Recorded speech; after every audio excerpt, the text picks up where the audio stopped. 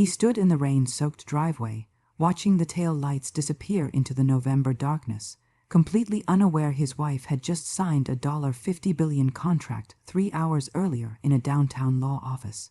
But his hands were still trembling with the rage that had driven him to throw her and her sick child out on the street just moments before.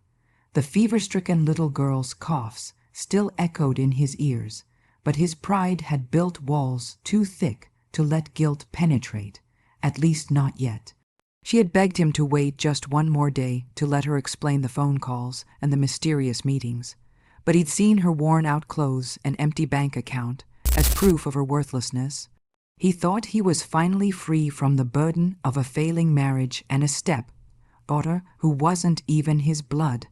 But the universe had already set in motion a chain of events that would make him regret it instantly.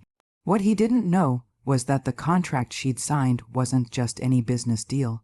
It was the culmination of 7 years of secret negotiations, hidden genius, and a technology patent that would reshape the entire global economy. But more devastating than losing $50 billion was what she did next. A move so calculated and crushing, it would destroy not just his future, but his very identity, leaving him with a revelation that would haunt him forever. The question wasn't whether he'd try to get her back. It was whether he'd survive what she had planned for the man who threw away the most powerful woman in America like she was nothing. The argument had started over burnt toast, but that was never really what it was about. David Mitchell stood in the kitchen of their cramped 2-bedroom apartment, his tie loosened after another soul-crushing day at Henderson and Associates, where he pushed papers for partners who barely knew his name. But he'd convinced himself he was just one promotion away from the life he deserved. His wife Emma had been at the stove, her hair pulled back in the same messy ponytail she'd worn for 3 years straight. But there was something different in her eyes that morning, a kind of electricity he'd mistaken for anxiety.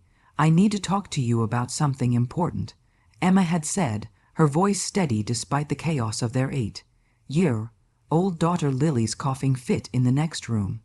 But David had already checked out of the conversation. Not now. He'd snapped, brushing past her to grab his coffee, but the mug slipped from her tired fingers and shattered across the linoleum floor. That's when something inside him broke, too. The explosion that followed wasn't sudden. It was the culmination of 1,000 small resentments that had been building like pressure in a sealed container. But Emma had seen it coming for months. David had been different lately, more distant, more critical, spending longer hours at the office and coming home smelling of expensive perfume that wasn't hers. But she'd been too buried in her own secret world to confront him.